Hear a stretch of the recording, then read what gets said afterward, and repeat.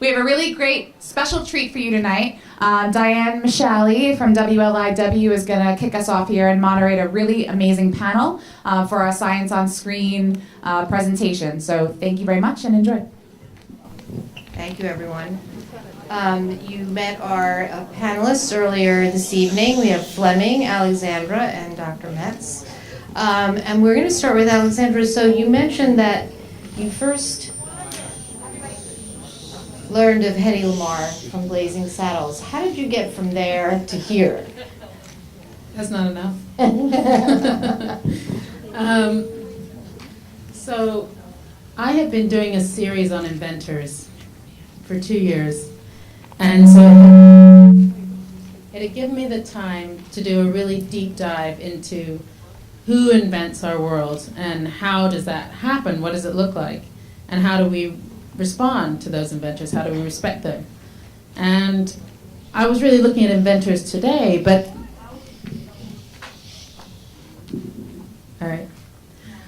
I was really looking at inventors today for this series, but the interesting thing was so many of the diverse inventors, women, people of color, were telling me that it was very difficult for them to get funding, that they had a difficult time in Silicon Valley getting people to take them seriously. We've heard this story now, we know this story. But the problem was people didn't think of inventors looking the way they did, these women and people of color. And so they were having a hard time getting anyone to take them seriously in funding their projects.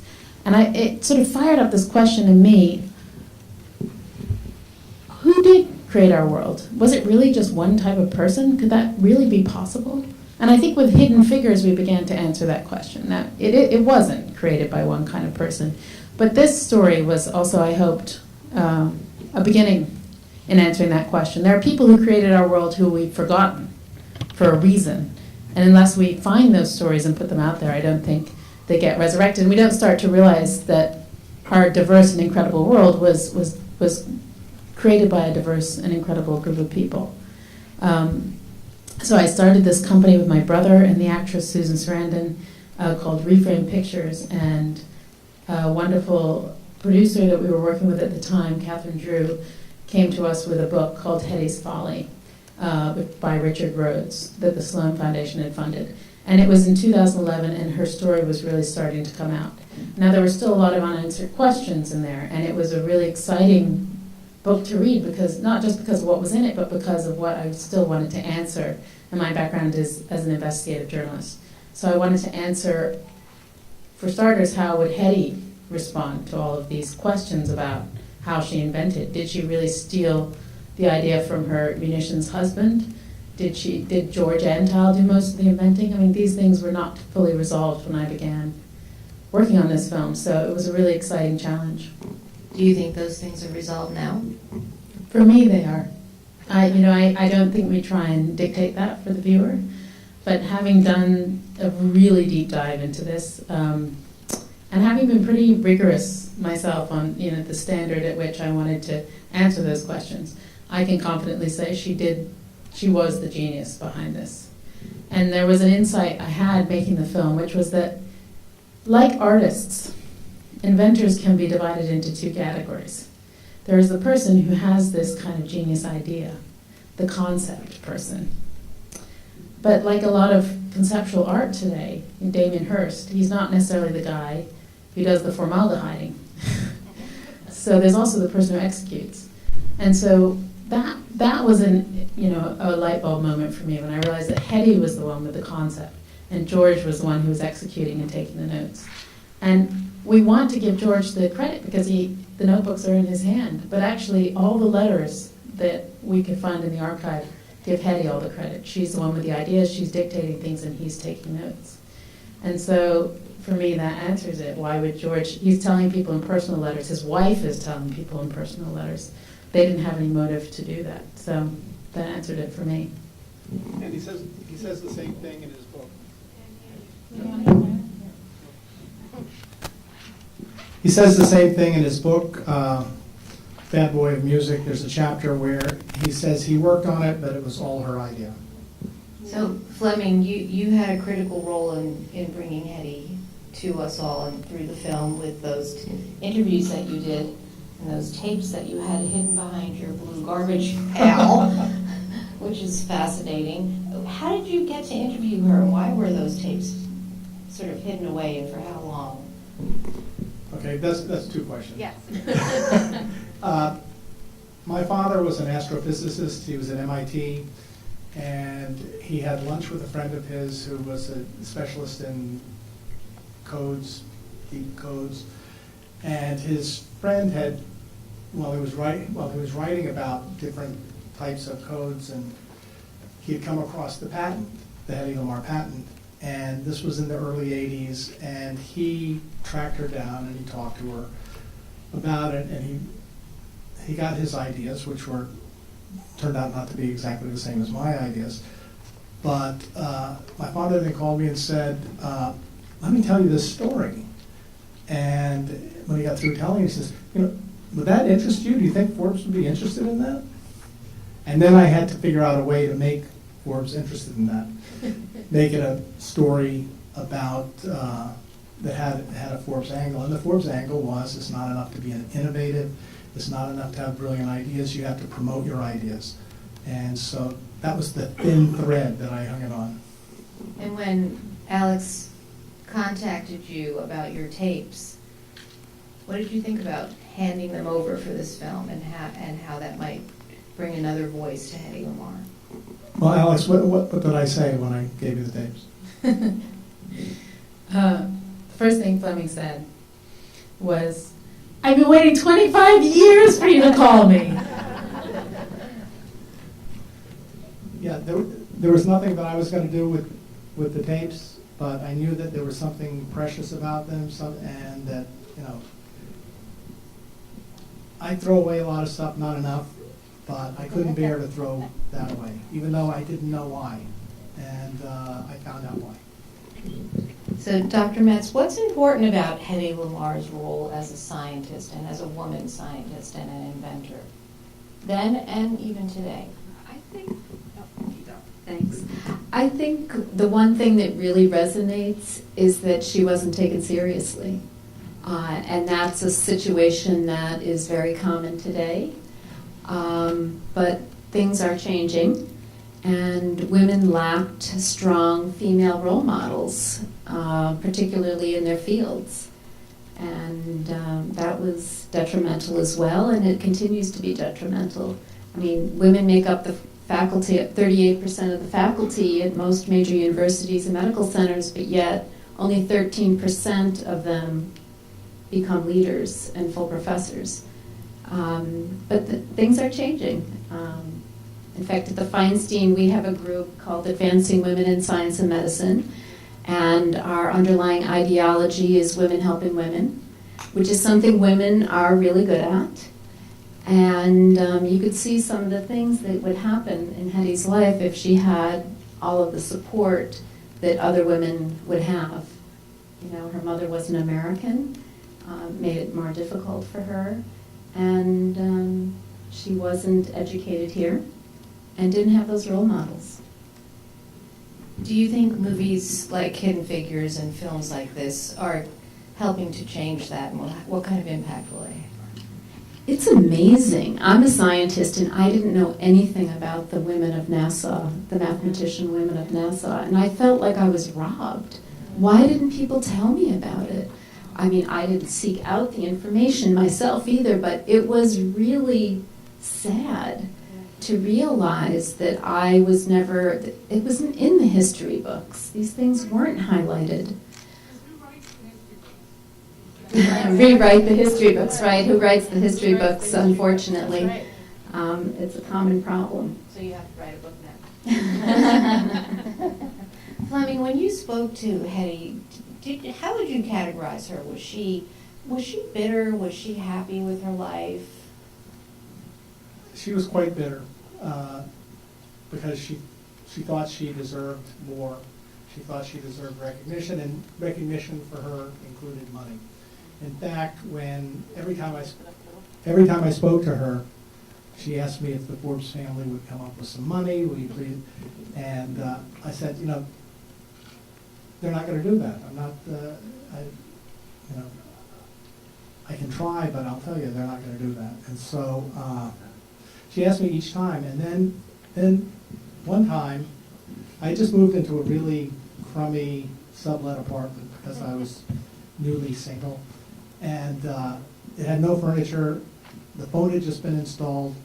It was a Saturday morning. I was getting up and I was going to go across town to the Lincoln Center Library of Performing Arts because that was the only library in New York that had a copy of George Antheil's book.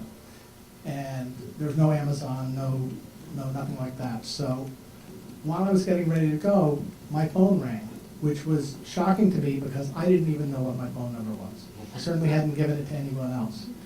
And so when I picked up the phone, I hear, "Mr. Meeks, it is Miss Lamarr." And she had another brainstorm. She had another brainstorm about how she could get some money. She said, "Well, if they won't pay me, maybe they'll buy me a car." And I said, "Miss Lamarr, I don't think that's not going to work. I'm sorry, I don't think it's going to work." She said, "Well, you have to be persuasive." And so I said, "Miss Lamarr, you would know more about that than me. What do you suggest?" And she said, "Well, you can tell them she wants a Jaguar, but she'll settle for a Lincoln." She seemed to have quite a sense of humor. She did. She did. Alex, I think that I was told or read, or you might have told me that her children were at the premiere of the film. What did they think of it? That was a mystery to me before the premiere. I mean, they had been heavily involved, but any journalist will tell you you don't show someone who's in the film any cuts the film before it goes out because that could really affect the end product.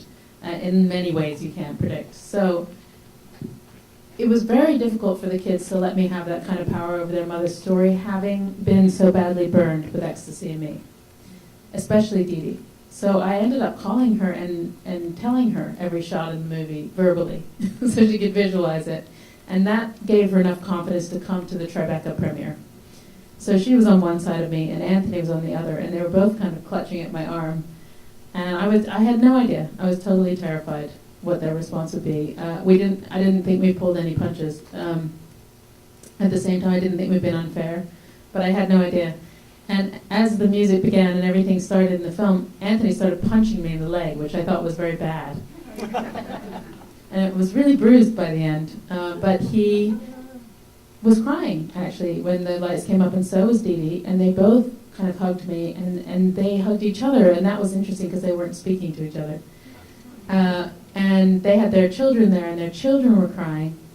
And then we all went out to dinner afterwards, and they said, we felt like we got our mother/grandmother back because we didn't understand all the parts of her story. Like, we only understood that she was pushing us away. We only understood that there was a drug problem and there was scandal. But they hadn't put it all together into a narrative in their own heads. And I think there was a moment of reconciliation in the family because it kind of helped them with some old wounds to see it all in the narrative. And that really was fantastic to hear. But also, they've now gotten behind the film and they take it to different festivals and they do Q&As like this. Dee Dee's just done one in Nashville yesterday. Anthony's just done one in Hot Springs and all over the country. I mean, it's unbelievable.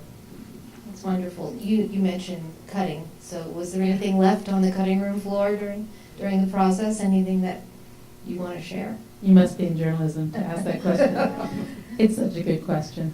Yeah, there's so much on the cutting room floor with this film. I like to say there's a second film on the cutting room floor. Her life was like Forrest Gump's life. She intersected always with history in these unusual, wild ways. But unlike Forrest Gump, she also wanted to affect history and often did. So it's just, you can't believe the things you keep discovering. I'll give you an example. She was targeted by Charles Manson. Manson had a list of 41 celebrities he wanted to kill, and she was one of them, and the FBI came to her house and said, "You probably better go for a while." And at that time, she was getting a little paranoid that people wanted bad things for her anyway, because that's when the tabloids really started going after her. And she had that realized by this, moment with Manson. Everything from that to Robert Osborne. We have amazing Robert Osborne stories we weren't able to get in there. And this was his very last interview you just saw, 2 weeks before he died. He came in to do this last interview, and he was freezing cold, and we were giving him tea the whole time, and he told me he had a little cold, and that's why he was in a wheelchair suddenly. And I didn't know how sick he was, but I kept saying maybe we should stop this interview.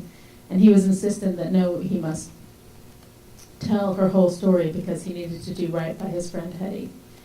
And I'll tell you, his one thing that's on the cutting room floor that was not ready for prime time, but you might enjoy, is that Robert Osborne said, do you know what kind of a friend she was to me? And I said, no, tell me.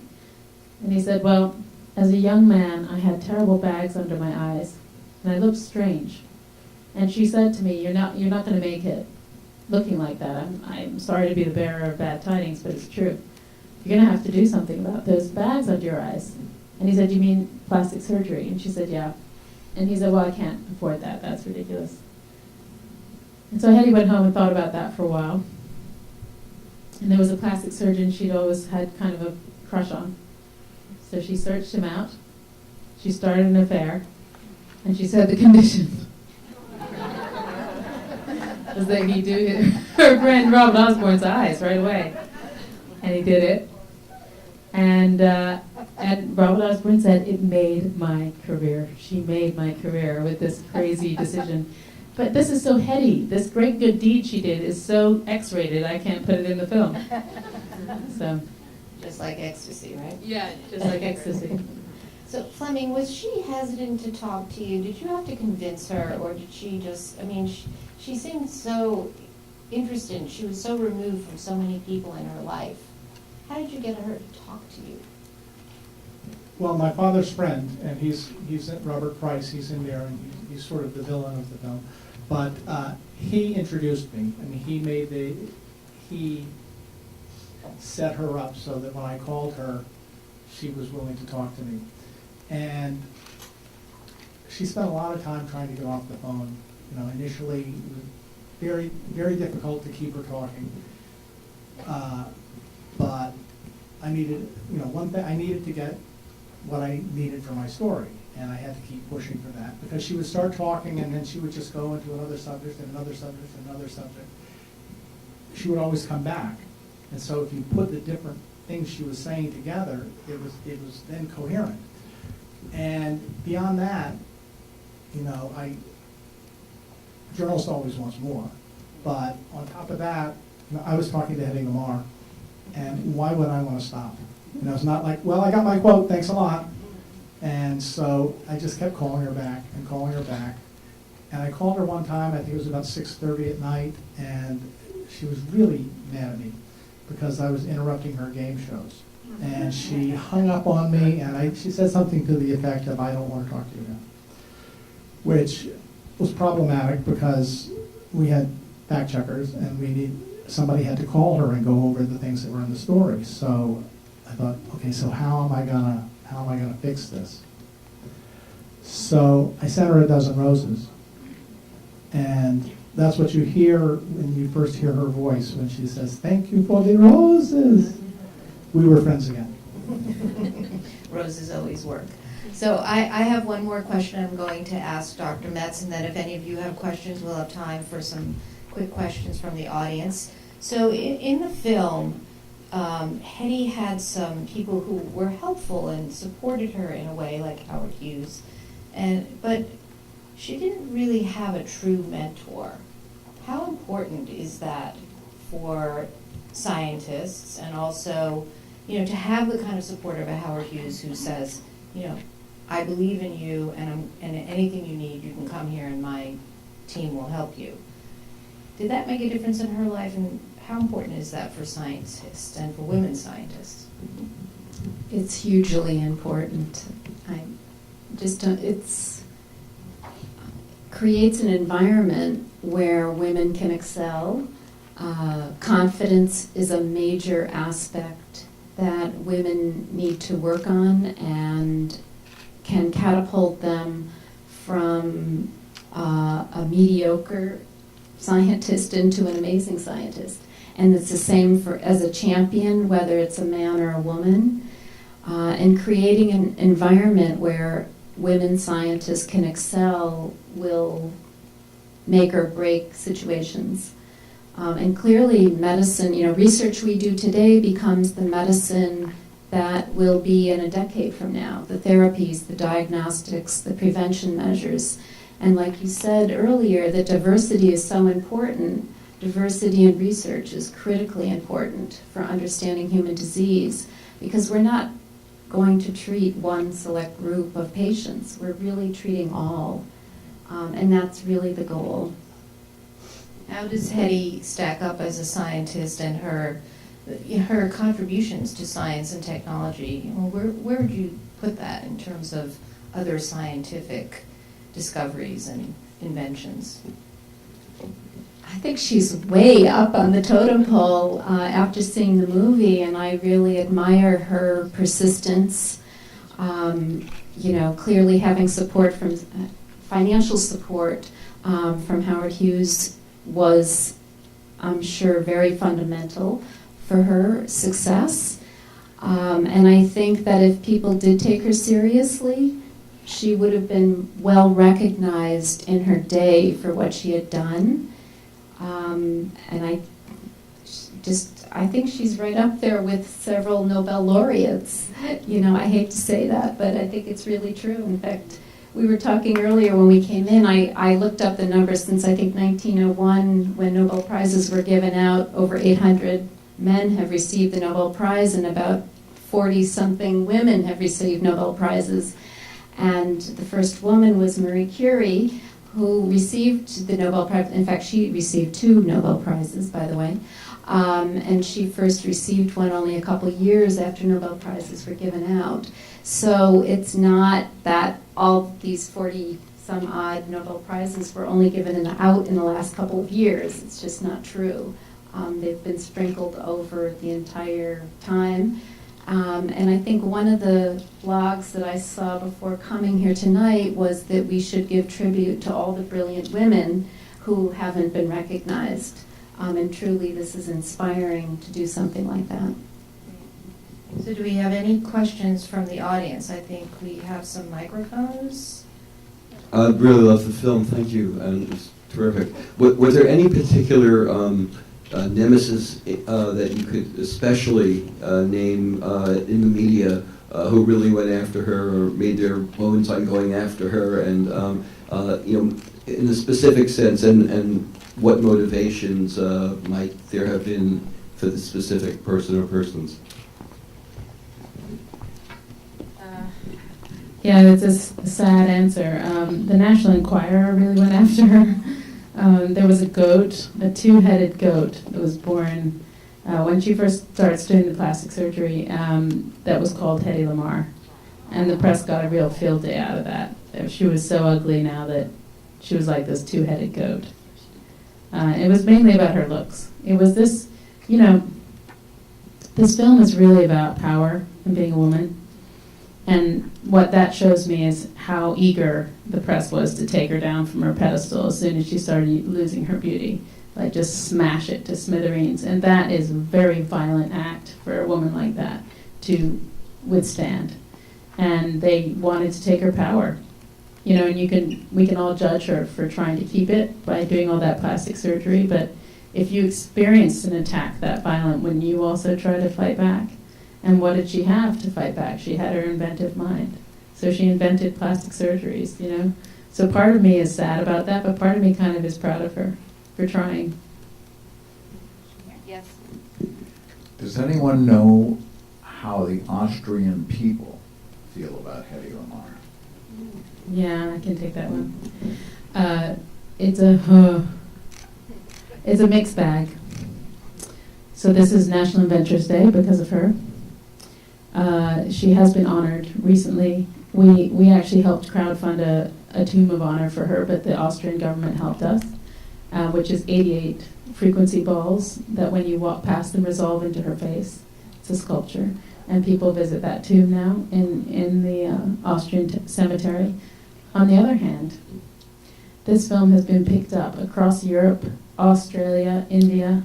It's going to China, but not Austria. and we don't know why. But I think it may be partly this complicated relationship with the past.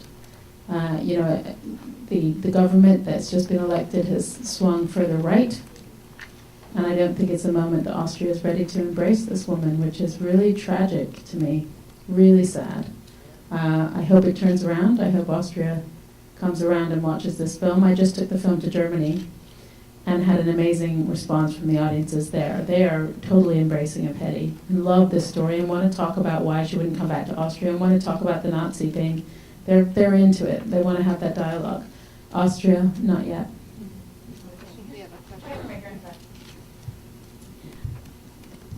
Alex, I have a few questions. The first one is, when will it be on the big screen here? Number two, I noticed that there, some of the storytellers, one of them, Janine Basinger,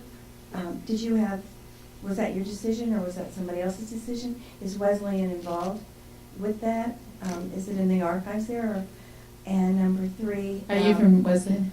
No, I have I know. It's a great college. a child that lived there. You have a child at Wesleyan. Well, Janine No, Basinger wait, is yeah. a legend Right. outside of Wesleyan as well. I mean, she is. You cannot find right now a film historian that is more well respected And she than was a Janine film Basinger. graduate. Yeah. So- So I went to her because of her reputation That's what- and because she's very funny on camera. You know that moment where she's like, "You can't be beautiful and smart." No, no. It's fantastic. And the other question I wanted to ask, maybe I misunderstood, did her granddaughter say that she had only actually been in Yes. presence twice? You did not misunderstand. That's how reclusive Hedy became. Her granddaughter saw her twice because Hedy was actually very present in her life, but it was through the telephone. Because she really felt that people would be so shocked at her looks that I think she felt she didn't want to deal with that, even with her own family. And that's what was making her granddaughter cry in that clip, was that idea that she had been so ashamed of herself that she couldn't have an in-person relationship anymore. And this was her favorite grandchild. I mean, she talked a lot about Lodi on the tapes, but she just couldn't be near her, which is really tragic. What was your first question again? When is it coming? Oh, when does it come to theaters? Thank you. That's a really good one. So actually, this film is coming to New York City for its theatrical premiere on November 24th, the day after Thanksgiving. It has a week in New York City and a week in LA booked. Dependent on how it does in those 2 weeks, it will get rolled out across the country. So actually, you have a lot of power in this room because you've seen it early. And if you give it, some reviews on Facebook, if you talk about it on social media and help people know it's coming to New York, we have a far better chance. What's the hashtag? The hashtag is Hedy the movie. The Facebook is at Bombshell the movie. At Bombshell the movie. And it also will air on PBS nationwide next year on American Masters. Yeah, but we're not telling people that yet because we want them to go to the theaters. Yes, go to the, I agree, go to the movies. But we want to thank our panelists and all of you for being here tonight, and the Gold Coast International Film Festival for bringing us this fabulous film. Thank you, everyone. Thank you very much.